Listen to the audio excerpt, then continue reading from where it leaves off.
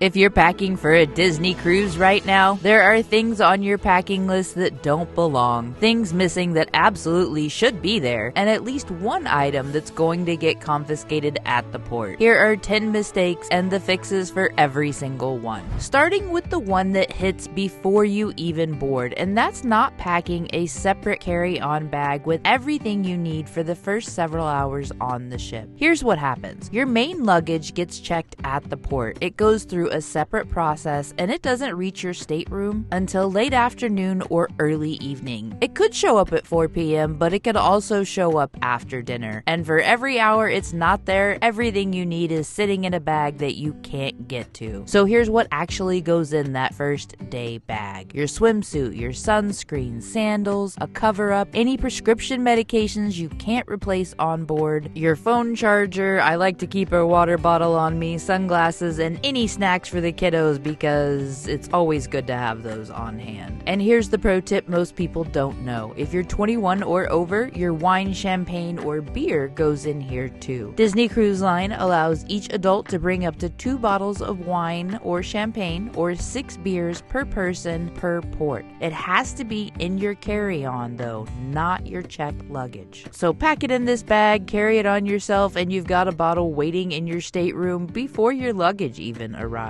Mistake number 2 is packing things that will get confiscated at security. And this is actually 2 mistakes in one, and both of them will get items pulled from your luggage at the port. First, the power strip. Power strips, extension cords, and multi-plugs are prohibited across the cruise industry, and that includes the non-surge versions. The only solution that consistently gets through security is a USB-only charging hub. No traditional 3-prong outlets, just USB and USB-C ports. That is what works. Second, and this one is newer and catching a lot of people off guard, high wattage hair dryers. The rule on Disney ships, your hair dryer must be under 1500 watts on a standard 110 volt outlet. Dyson in particular run between 1600 and 1800 watts, and they are getting confiscated. One travel agent described picking up her hair dryer at the end of her cruise and finding it sitting in the terminal with at least 30 Dysons. Check the label on your hair dryer before you pack it. If it's over the limit or you're not sure, just leave it at home. Every stateroom has a hair dryer. It's not great, but it's there. Curling irons and flat irons are still allowed. Hair dryers under the limit are allowed too, so you have options. Just make sure and check your item against Disney Cruise Line's prohibited list before you pack. Mistake number 3 is not packing magnetic hooks. If you pack nothing else from this video, pack these. Disney Cruise Line stateroom walls are metal, and magnetic hooks turns all of that wall space into instant storage. Swimsuits, lanyards, hats, backpacks, kids' towels, the door decorations we'll talk about in a minute. 4 hooks will transform your stateroom. Many people consider these non-negotiable. They're small, they're cheap. I highly suggest bringing some of these. Mistake number 4 is not bringing the pirate night gear. On nearly every Caribbean and Bahamian Disney cruise, one night is going to be pirate night. A lot of times this will include a themed dinner. It's always going to include a deck party and fireworks, and most guests are going to dress up. As a matter of fact, the characters do too. You don't need a full costume. You can wear a bandana, an eye patch, a striped shirt, whatever works. But I guarantee you there are definitely going to be a lot of people there in full costume. So if that's you or your littles, you want to be prepared. Disney will sell pirate gear on board as well, but it's really nice to already have all of that pirate gear in your suitcase if you're going to the Caribbean or the Bahamas. Even the smallest effort on pirate night pays off, especially for the kiddos. Which brings me to mistake number 5, not having a system for everything, because a Disney cruise requires this. Now this one is specifically useful for families, but I've got to say I swear by this traveling as adults only as well. But if you're bringing kids on a Disney cruise, this changes everything about how your stateroom functions all week. The mistake is thinking you can pack for a Disney cruise with kids the way you'd pack for any other trip. You really can't. You've got swimsuits, cover-ups, dinner outfits for every night, Mickey ears, pirate night gear, and then the thing that eats half the suitcase before anything else goes in. The princess dresses, and if you're doing fish extenders, that's a whole nother conversation. conversation we'll have in a minute. Most families just pile it all in and figure it out when they get there. And then day 2 hits and the room looks like a suitcase exploded. So here's the system that fixes it. Compression seal bags for the bulky stuff. Roll a princess dress or a costume into a compression bag, seal it down, and what was taking up a third of your suitcase is now flat. Same goes for packing individual outfits. 1 outfit per compression bag, fully sealed, ready to grab. When it's pirate night and you've got 3 kids getting dressed at the same time, you're not digging through a suitcase looking for the matching striped shirt. You grab the bag, it's all in there. I really love this for port days and formal night. You can have the entire outfit in 1 compression seal bag. This is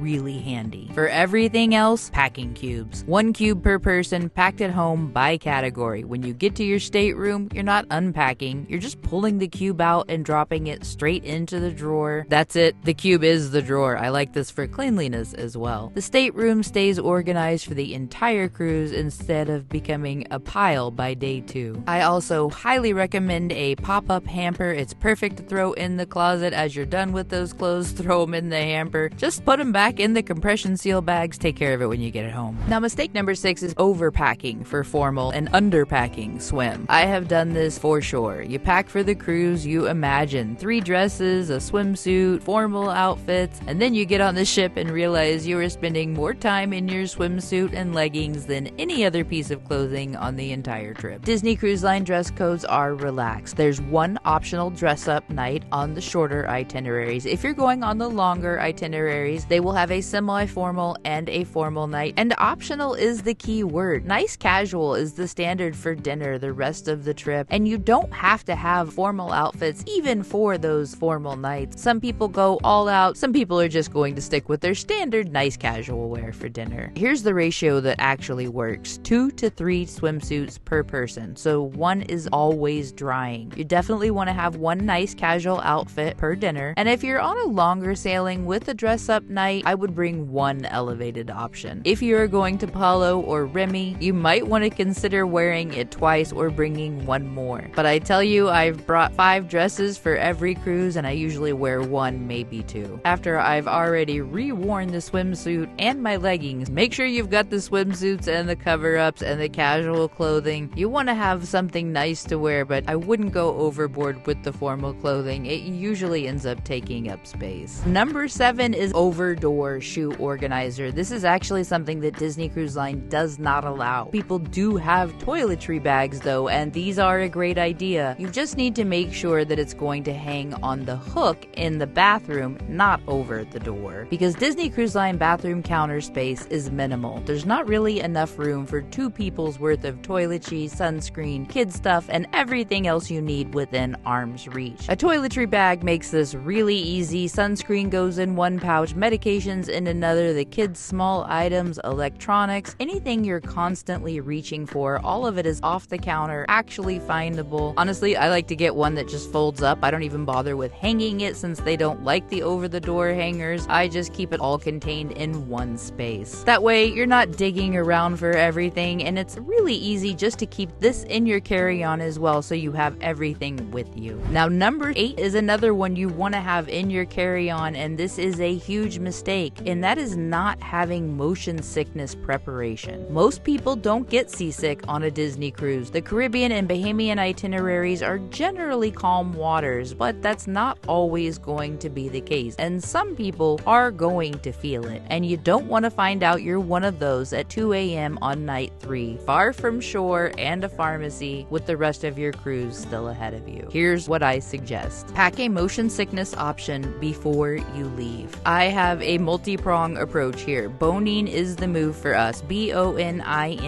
I much prefer this over Dramamine. It's significantly less drowsy. We start this the night before we fly, so by the time we get on the ship, it's fully in our system. I also love C-bands. These are wrist pressure bands that work well and they don't require medication. These are great for kiddos and adults. And ginger chews are also great for throwing in. These will help with motion sickness, plus all of that heavy food that you're going to be having on board. None of this takes up real space. It's like travel insurance. You hope you don't need it, and you are very glad you have it if you do. Mistake number 9 is not having a day bag for your ports and Disney Cruise Islands. Port days and days at Castaway Key and Lookout Key, Disney's island destinations are incredible, and you want to be prepared. The ship will provide towels, but they're not going to provide everything else. And here's what goes in your port day bag: sunscreen, your key to the world card, your phone, a refillable water bottle, a little bit of cash for tips or any extras. And if you're planning to snorkel, I highly suggest bringing your own snorkel gear. Rentals are available, and even if you are renting, I love to bring my own mask and mouthpiece. I just prefer my own setup that way. A small waterproof tote or a packable canvas bag works perfectly. It doesn't need to be fancy, it just needs to be ready. Mistake number 10 is skipping the small stuff. And it's actually 3 small things bundled together. None of them will ruin your cruise if you forget them, but bringing them is what makes things so much easier. First, Ziploc bags, multiple sizes. They keep wet swimsuits from soaking everything in your port bag. They protect toiletries from leaking in your luggage. They are the most generic packing tip in this entire list and the most consistently useful. Pack a handful before you zip up the suitcase. Second, magnetic door decorations. This is a full Disney Cruise Line tradition that first-timers miss entirely. Guests decorate their stateroom doors with magnetic signs, nameplates, characters, and custom designs. It's charming, it helps your kids find your room, and it's a small piece of the Disney magic that doesn't cost much. There are sellers on Etsy who make custom door magnets. You can print them out at home. I do personalize mine to help them not disappear throughout the cruise. Third, this is fish extenders and pixie dusting. This is a tradition that's been part of Disney cruising for years. Here's how it works. Originally, every stateroom has a small fish-shaped hook outside the door. Guests hang a pouch on it called a fish extender and participate in a gift exchange with other cabins in their sailing. The way to do this is to join your sailing's Facebook group before you leave home. Search for your ship and sail date. There will almost always be a group already organized. The packing mistake most first-timers make is going too big. You don't need to. The most meaningful exchanges are small and thoughtful. As a matter of fact, I often will skip the fish extenders entirely now and do an ornament exchange or a recipe exchange. These are flat, they're small, they're homemade, they're easy to transport, and they're really meaningful. Having the recipes from other people's home states or countries at home is a nice reminder of your cruise. The ornaments are great to walk down memory lane when you're looking at your Christmas tree. And while you're at it, pack a small handful of treats or notes for pixie dusting. No coordination required, you just leave them anonymously for other guests. Kids absolutely love doing this, takes up very little space, and it's one of those things people talk about long after the cruise is over. So save this video, share it with everyone going with you, and if you want to keep building your pre-trip plan, our Embarkation Day Mistakes video is right here. That one covers everything that happens the moment you board. Thanks for being here. We'll see you real soon with some more Disneys.